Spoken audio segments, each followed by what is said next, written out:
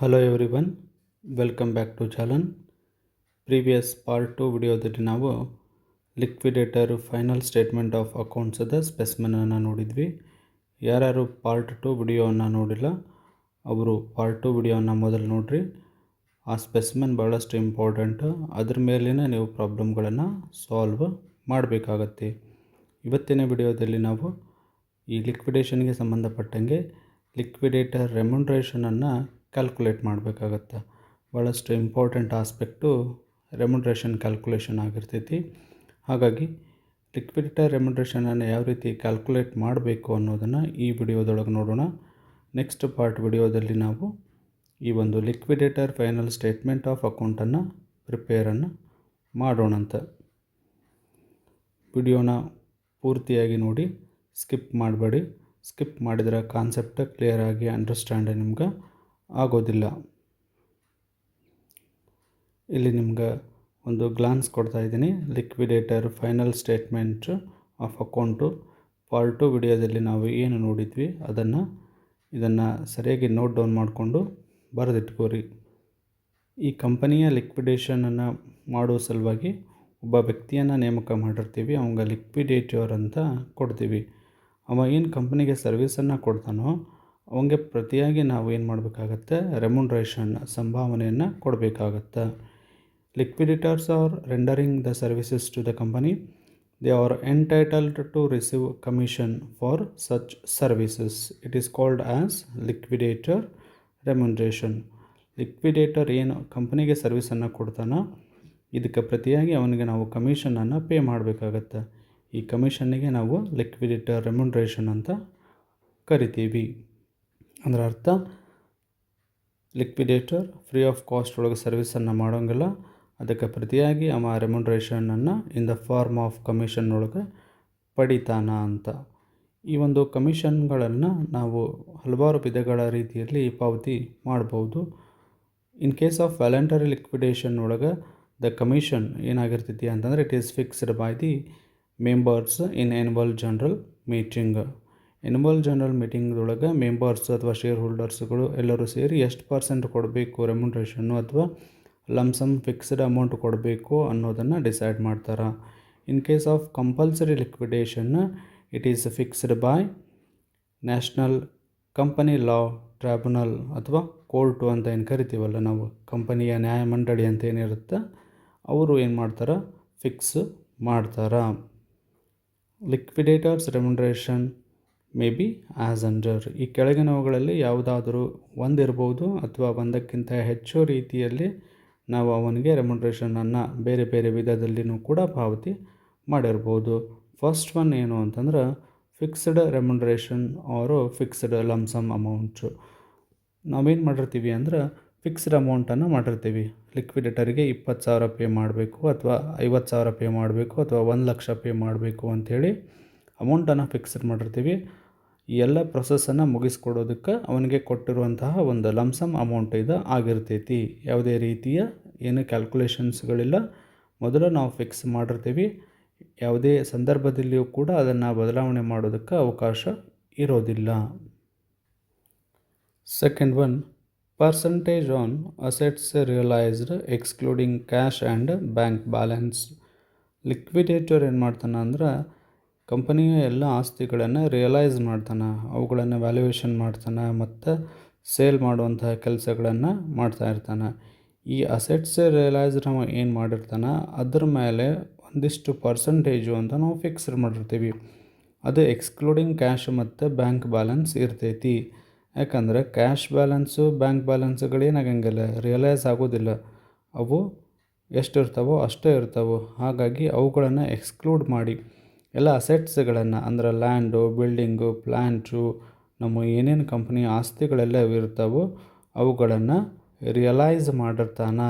ಯಾರು ಮಾಡಿರ್ತಾರೆ? ಲಿಕ್ವಿಡೇಟರ್ ಮಾಡಿರ್ತಾನೆ. ಈ ಟರ್ಮ್ ಕರೆಕ್ಟ್ ನೆನಪಿಟ್ಕೋರಿ. ಕ್ವಶನ್ ಒಳಗೆ ಎದ್ರ ಮೇಲೆ ಹೇಳಿದಾರ ಪರ್ಸಂಟೇಜು ಕಮಿಷನ್ನು ಅನ್ನೋದು ಭಾಳಷ್ಟು ಇಂಪಾರ್ಟೆಂಟ್ ಆಗಿರ್ತೈತಿ. ಇಲ್ಲೇನು ಹೇಳತ್ತೇವೆ ನಾವು, ಪರ್ಸಂಟೇಜ್ ಆನ್ ಅಸೆಟ್ಸ್ ರಿಯಲೈಸ್ಡ್ ಅಂತ ಹೇಳ್ತಾ ಇದ್ದೀವಿ. ಇದಕ್ಕೊಂದು ನಾನು ಎಕ್ಸಾಂಪಲನ್ನು ಹೇಳ್ತೀನಿ. Assets realised ₹1,60,000. Remuneration is at 4% on assets realised. ಇಲ್ಲಿ ಲಿಕ್ವಿಡೇಟರ್ ಅಸೆಟ್ಸ್ ರಿಯಲೈಸ್ಡ್ ಮಾಡಿರೋದು 1,60,000 ಇದೆ. ಅವಂಗೆ ಕಮಿಷನ್ ಎಷ್ಟು ಅಂದ್ರೆ 4% ಆನ್ ಅಸೆಟ್ಸ್ ರಿಯಲೈಸ್ಡ್ ಕೊಡಬೇಕು. ಸಿಂಪಲ್ ಥಿಂಗ್, 1,60,000 ಇಂಟು 4% ಮಾಡಿದರೆ ಎಷ್ಟು ಬರುತ್ತೆ ರೀ? 6,400 ರೂಪಾಯಿ ಲಿಕ್ವಿಡೇಟರ್ ರೆಮ್ಯುನರೇಷನ್ ಅಥವಾ ಕಮಿಷನ್ ಅಂತ ನಾವು ತಗೋಬೇಕು. ಸೆಕೆಂಡ್ ಎಕ್ಸಾಂಪಲ್ ನೋಡ್ರಿ. ಅಸೆಟ್ಸ್ ರಿಯಲೈಸ್ಡ್ ರುಪೀಸ್ 1,60,000 ಇದೆ, including cash at bank rupees 10,000 and remuneration is at 4% on assets realised.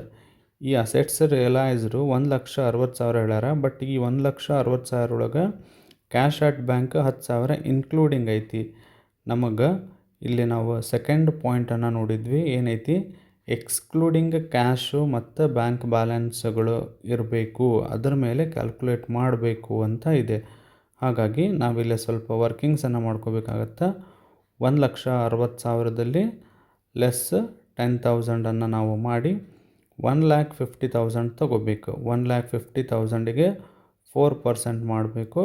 ಆವಾಗ ಲಿಕ್ವಿಡೇಟರ್ ಕಮಿಷನ್ನು 6,000 ಬರ್ತೈತಿ.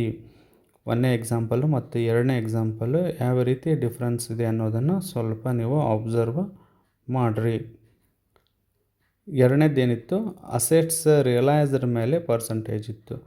ಮೂರನೇದು ನೋಡ್ರಿ, ಪರ್ಸಂಟೇಜ್ ಆನ್ ಅಮೌಂಟ್ ರಿಯಲೈಸ್ಡ್ ಅಂತ ಹೇಳ್ಯಾರ. ಅಸೆಟ್ಸ್ ರಿಯಲೈಸ್ಡು ಮತ್ತು ಅಮೌಂಟ್ ರಿಯಲೈಸ್ಡ್ಕ್ಕೆ ಬಹಳಷ್ಟು ವ್ಯತ್ಯಾಸ ಇದೆ.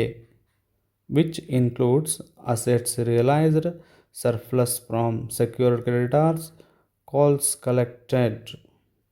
ಇದರ ಅರ್ಥ, ಅಮೌಂಟ್ ರಿಯಲೈಸ್ಡ್ ಮೇಲೆ ನಿಮ್ಗೆ ಪರ್ಸಂಟೇಜು ಅಂತ ಏನಾದರೂ ಕೊಟ್ಟಾಗ ನೀವು ಅದರಲ್ಲಿ ಏನೇನು ತೊಗೋಬೇಕು ಅಂದ್ರೆ ಅಸೆಟ್ಸ್ ರಿಯಲೈಸ್ಡ್ ತೊಗೋಬೇಕು, plus surplus from secure creditors ಇದ್ರೆ ತೊಗೋಬೇಕು.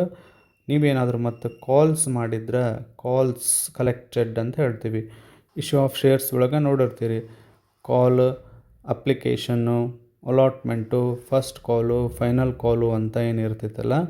ಈಗ ಕಾಲ್ಸ್ ಕಲೆಕ್ಟೆಡ್ ಮಾಡಿರ್ತೀವಿ. ಇಕ್ವಿಟಿ ಷೇರುದಾರರು ದುಡ್ಡು ಯಾರು ಕೊಟ್ಟಿರೋದಿಲ್ಲ ಅವ್ರ ಕಡೆಯಿಂದ ಹಣವನ್ನು ಇಸ್ಕೊಂಡಿರ್ತೀವಿ. ಅಂಥದ್ದನ್ನು ಮಾಡಿದಾಗ ಕಾಲ್ ಕಲೆಕ್ಟೆಡ್ ಅಂತ ಕರಿತೀವಿ. ಆ ದುಡ್ಡು ಬಂದಾಗ ಆ ಅಮೌಂಟನ್ನು ಕೂಡ ಕೂಡಿಸಿ ನೀವು ರೆಮ್ಯುನರೇಷನ್ ಕ್ಯಾಲ್ಕುಲೇಟ್ ಮಾಡಬೇಕು ಅಂತ ಅರ್ಥ. 3 ಐಟಮ್ಗಳನ್ನು ಕೂಡಿಸಿದ್ರೆ ಏನು ಬರುತ್ತೆ? ಅಮೌಂಟ್ ರಿಯಲೈಸ್ಡ್ ಬರುತ್ತೆ. ಈ ಅಮೌಂಟ್ ರಿಯಲೈಸ್ಡ್ ಮೇಲೆ ನೀವು ಪರ್ಸಂಟೇಜನ್ನು ಕಮಿಷನ್ ರೂಪದಲ್ಲಿ ಲಿಕ್ವಿಡೇಟರಿಗೆ ಕೊಡಬೇಕು. ಒಂದು ಎಕ್ಸಾಂಪಲ್ ಕೊಡ್ತೀನಿ ನಿಮ್ಗೆ.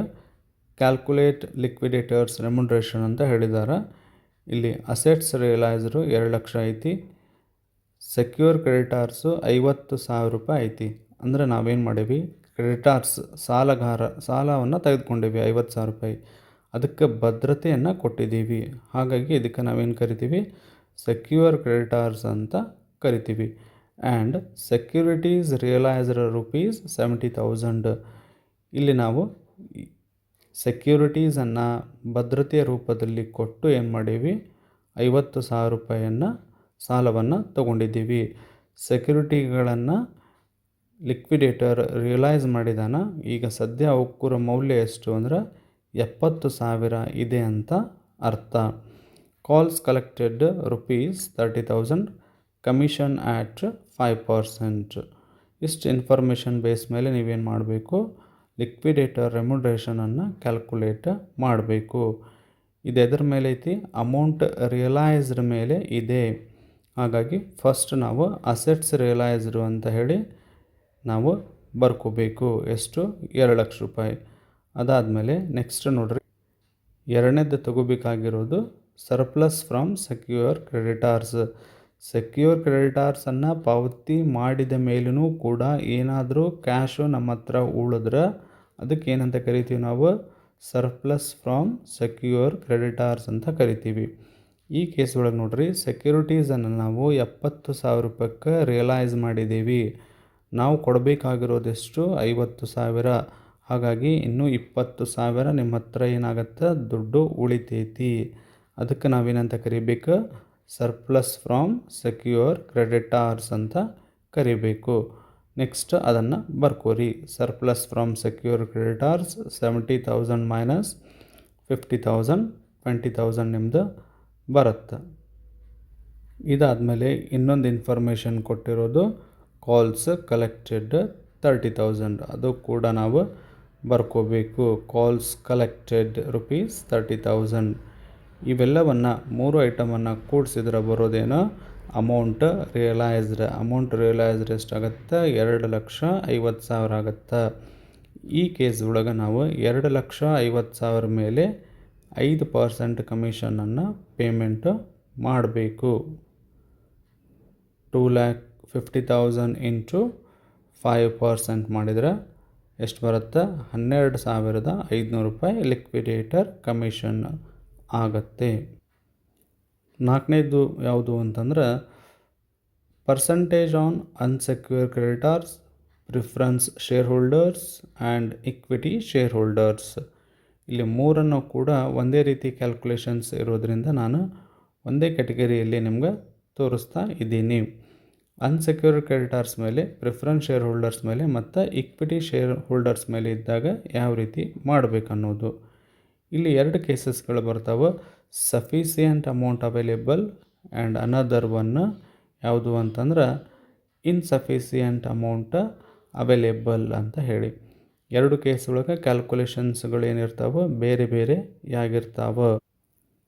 ಸಫಿಸಿಯೆಂಟ್ ಅಮೌಂಟ್ ಅವೈಲೇಬಲ್ ಅಂದರೆ ಏನು ಅರ್ಥ ಅಂದ್ರೆ ನಮಗೆ ಅನ್ಸೆಕ್ಯೂರ್ಡ್ ಕ್ರೆಡಿಟಾರ್ಸ್ ಪೇಮೆಂಟ್ ಮಾಡುವಷ್ಟು ಸಫಿಸಿಯೆಂಟ್ ಅಮೌಂಟ್ ನಮ್ಮ ಹತ್ರ ಇದೆ ಅಂತ ಅರ್ಥ.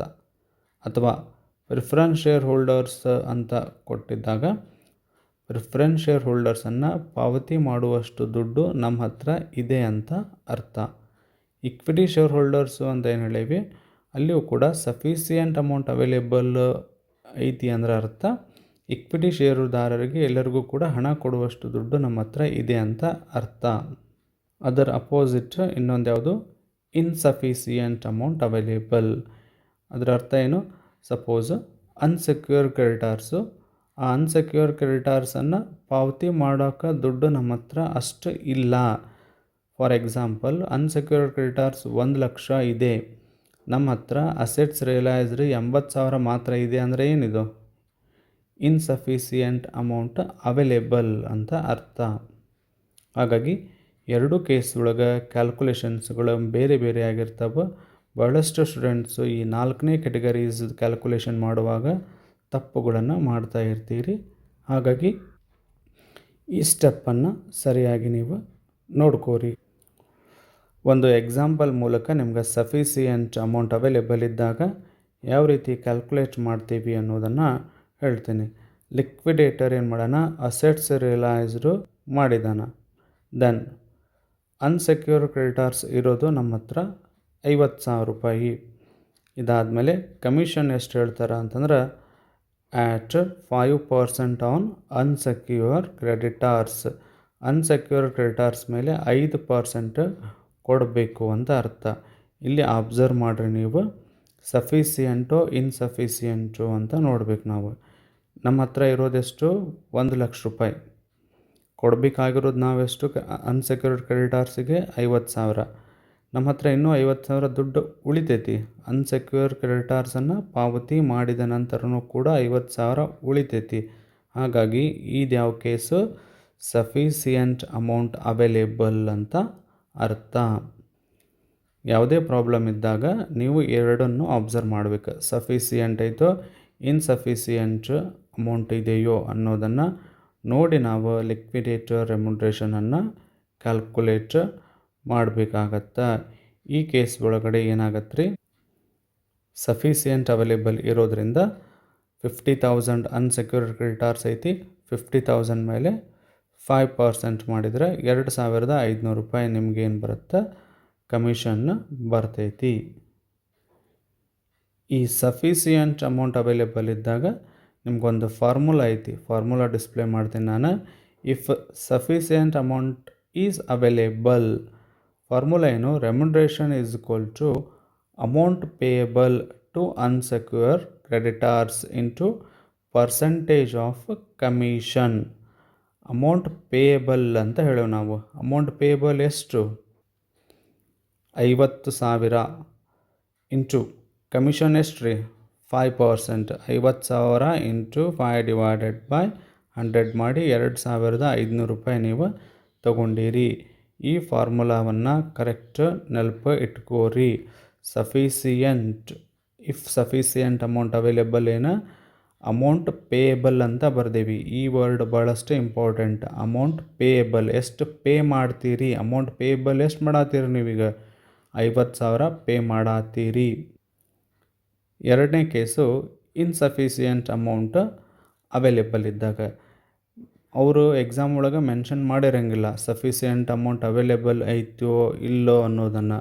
ನೀವು ಪ್ರಾಬ್ಲಮ್ ಐಡೆಂಟಿಫೈ ಮಾಡಿ ಸಫಿಸಿಯೆಂಟು ಆರ್ ಇನ್ಸಫಿಸಿಯೆಂಟು ಅನ್ನೋದನ್ನು ನೀವು ಏನು ಮಾಡ್ಕೋಬೇಕು? ಹಿಡ್ಕೋಬೇಕು. ಇದಕ್ಕೂ ಕೂಡ ಒಂದು ಎಕ್ಸಾಂಪಲ್ ಮೂಲಕ ನಾನು ಇನ್ಸಫಿಸಿಯೆಂಟ್ ಅವೈಲೇಬಲ್ ಅನ್ನೋದು ಹೆಂಗೆ ಹೇಳ್ತೀವಿ ಅನ್ನೋದನ್ನು ಹೇಳ್ತೀನಿ. ಅಸೆಟ್ಸ್ ರಿಯಲೈಸ್ಡು 1,00,000 ಇದೆ. ಅನ್ಸೆಕ್ಯೂರ್ ಕ್ರೆಡಿಟಾರ್ಸು 1,50,000 ಇದೆ. Commission at 5% on unsecure creditors ಅಂತ ಹೇಳ್ಯಾರ. ನಾವು ಮೊದಲು ಏನು ನೋಡಬೇಕು? ಸಫಿಸಿಯೆಂಟು ಇನ್ಸಫಿಸಿಯೆಂಟು ಅನ್ನೋದನ್ನು ನೋಡಬೇಕು. ಇಲ್ಲಿ ನಮ್ಮ ಕಡೆ ಇರೋದು ಅಸೆಟ್ಸ್ ರಿಯಲೈಸ್ಡು 1,00,000 ರೂಪಾಯಿ ಮಾತ್ರ. ನಾವು ಪಾವತಿ ಮಾಡಬೇಕಾಗಿರೋದೆಷ್ಟು ಅನ್ಸೆಕ್ಯೂರ್ಡ್ ಕ್ರೆಡಿಟಾರ್ಸಿಗೆ? 1,50,000. ಹಾಗಾಗಿ 50,000 ಏನೈತೆ ನಮಗಿನ್ನೂ ಕಡಿಮೆ ಐತಿ. ಇದಕ್ಕೇನಂತ ಕರಿತೀವಿ?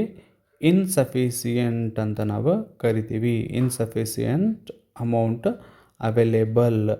ಈ ಕೇಸಸ್ ಒಳಗೆ ಅಗಾಳಿ ಮಾಡಿದ ರೀತಿಯಲ್ಲಿ ಕ್ಯಾಲ್ಕುಲೇಷನ್ಸ್ಗಳನ್ನು ನಾವು ಮಾಡೋದಿಲ್ಲ. ಇದಕ್ಕೂ ಕೂಡ ಒಂದು ಬೇರೆ ಫಾರ್ಮುಲಾನ ನಾವು ಯೂಸ್ ಮಾಡಿ ಕ್ಯಾಲ್ಕುಲೇಟ್ ಮಾಡ್ತೀವಿ. ಫಾರ್ಮುಲಾ ಇಲ್ಲಿ ಡಿಸ್ಪ್ಲೇ ಮಾಡಿದ್ದೀನಿ ನಾನು. If sufficient amount is not available, sufficient amount available ಇಲ್ಲದೆ ಇರುವಾಗ ಅದಕ್ಕೆ ನಾನು ಏನಂತ ಕರೆದೀನಿ? ಇನ್ಸಫಿಸಿಯೆಂಟ್ ಅಮೌಂಟ್ ಅವೈಲೇಬಲ್ ಅಂತ ನಾವು ಕರೆದೀನಿ. ರೆಮ್ಯುನರೇಷನ್ ಈಸ್ ಈಕ್ವಲ್ ಟು ಏನು? ಅಮೌಂಟ್ ಅವೈಲೇಬಲ್ ಅಂತ ಬರ್ದೇವೆ ನಾವು. ಎ ಫಾರ್ಮುಲಾ ಅಬ್ಸರ್ವ್ ಮಾಡಿರಿ ಹಿಂದೆ. ಆಮೇಲೆ ಅಮೌಂಟ್ ಪೇಯಬಲ್ ಅಂತ ಬರೆದಿದ್ವಿ. ಇಲ್ಲೇನು? ಅಮೌಂಟ್ ಅವೈಲೇಬಲ್ ಅಂತ ಕರೆದೇವಿ. ಇಂಟು ಪರ್ಸೆಂಟೇಜ್ ಆಫ್ ರೆಮ್ಯುನರೇಷನ್ ಎಷ್ಟೈತೆ ರೀ? 5% ಐತಿ. Then next divided by 100 plus percentage of remuneration. 100 percentage of remuneration ಎಷ್ಟು ರೀ? 5. 105 ಆಯ್ತು. ಈಗ ಫಾರ್ಮುಲಾದೊಳಗೆ ನಾನು ಸಬ್ಸ್ಟಿಟ್ಯೂಟ್ ಮಾಡ್ತೀನಿ ನೋಡ್ರಿ. ಅಮೌಂಟ್ ಅವೈಲೇಬಲ್ ಅಂತ ಕರೆದೇವೆ ನಾವು. ಅಮೌಂಟ್ ಅವೈಲೇಬಲ್ ಎಷ್ಟು? ನಮ್ಮ ಹತ್ರ ಇರೋ ದುಡ್ಡು ಈಗ ಕೇವಲ 1,00,000. ಹಾಗಾಗಿ 1,00,000 ಅಂತ ನಾವು ಮೊದಲು ಬರ್ಕೋಬೇಕು. ಇಂಟು ಪರ್ಸೆಂಟೇಜ್ ಆಫ್ ರೆಮ್ಯುನರೇಷನ್ ಎಷ್ಟು ಹೇಳ್ಯಾರ ರೀ? 5% ಹೇಳ್ಯಾರ. ಡಿವೈಡೆಡ್ ಬೈ ಏನೈತಿ ಫಾರ್ಮುಲಾದೊಳಗೆ? 100 ಪ್ಲಸ್ ಪರ್ಸೆಂಟೇಜ್ ಆಫ್ ರೆಮ್ಯುನರೇಷನ್. ಎಷ್ಟು ಪರ್ಸೆಂಟು? 5. ನಾವು ಇದನ್ನು ಸಿಂಪ್ಲಿಫೈ ಮಾಡಿದರೆ 1,00,000 into 5 divided by 105 is equal to 4,761.90 ನಿಮ್ಮ ಆನ್ಸರ್ ಬರ್ತೈತಿ. ಏನಿದು? ಕಮಿಷನ್. ನೀವು ಒಂದು ಅಬ್ಸರ್ವ್ ಮಾಡಿರಿ, ನಾವು ಅನ್ಸೆಕ್ಯೂರ್ ಕ್ರೆಡಿಟಾರ್ಸನ್ನು ತೊಗೊಂಡು ಪರ್ಸೆಂಟೇಜು ಕಮಿಷನನ್ನು ಕ್ಯಾಲ್ಕುಲೇಟ್ ಮಾಡಿಲ್ಲ. 1,50,000 ತೊಗೊಂಡು 5 ಡಿವೈಡೆಡ್ ಬೈ 100 ಮಾಡಿಲ್ಲ. ಯಾಕಂದ್ರೆ ನಮ್ಮ ಹತ್ರ ದುಡ್ಡು ಇಲ್ಲ. ಅಷ್ಟು ದುಡ್ಡು ಪಾವತಿ ಮಾಡೋದಕ್ಕೆ ಇಲ್ಲದೆ ಇರೋದ್ರಿಂದ ಅಮೌಂಟ್ ಅವೈಲೇಬಲ್ ಮೇಲೆ ನಾವೇನು ಮಾಡಬೇಕು? ಕಮಿಷನನ್ನು ಪಾವತಿ ಮಾಡಬೇಕು. ಇದಕ್ಕೆ ನಾವೇನು ಕರಿತೀವಿ? ಸಫಿಸಿಯೆಂಟ್ ಅಮೌಂಟ್ ಅವೈಲೇಬಲ್ ಇಲ್ಲ, ಇನ್ಸಫಿಸಿಯೆಂಟ್ ಅಮೌಂಟು ಅವೈಲೇಬಲ್ ಐತಿ ನಮ್ಗೆ ಅಂತ ಅರ್ಥ. ಈ ಎರಡು ಎಕ್ಸಾಂಪಲ್ಗಳನ್ನು ಸರಿಯಾಗಿ ಅಂಡರ್ಸ್ಟ್ಯಾಂಡ್ ನೀವು ಮಾಡಿಕೊಂಡ್ರೆ ಯಾವಾಗ 100 ಮಾಡಬೇಕು ಡಿವೈಡೆಡ್ ಬೈ ಯಾವಾಗ 105 ಅಥವಾ ಕಮಿಷನ್ ಸೇರಿಸಿ ಮಾಡಬೇಕು ಅನ್ನೋದು ನಿಮ್ಗೆ ಅರ್ಥ ಆಗತ್ತೆ. ಬಹಳಷ್ಟು ಸ್ಟೂಡೆಂಟ್ಸ್ಗಳು ಇಲ್ಲಿನ ತಪ್ಪು ಮಾಡ್ತಾರ. ಕಮಿಷನ್ ಕ್ಯಾಲ್ಕುಲೇಷನ್ ತಪ್ಪು ಮಾಡಿದ್ರೆ ನೀವು ನೆಕ್ಸ್ಟ್ ನಿಮ್ಮದು ಸ್ಟೇಟ್ಮೆಂಟ್ ಒಳಗೆ ಏನಾಗ್ತೈತಿ? ಎಲ್ಲವೂ ಕೂಡ ತಪ್ಪಾಗತ್ತೆ. ಮಾರ್ಕ್ಸ್ಗಳು ಹೋಗೋ ಸಾಧ್ಯತೆಗಳು ಇರ್ತೈತಿ. ಈ 4 ವಿಧದ ರೆಮ್ಯುನರೇಷನ್ಸ್ ಕ್ಯಾಲ್ಕುಲೇಷನ್ಸ್ಗಳನ್ನು ಸರಿಯಾಗಿ ನೋಡ್ಕೋರಿ.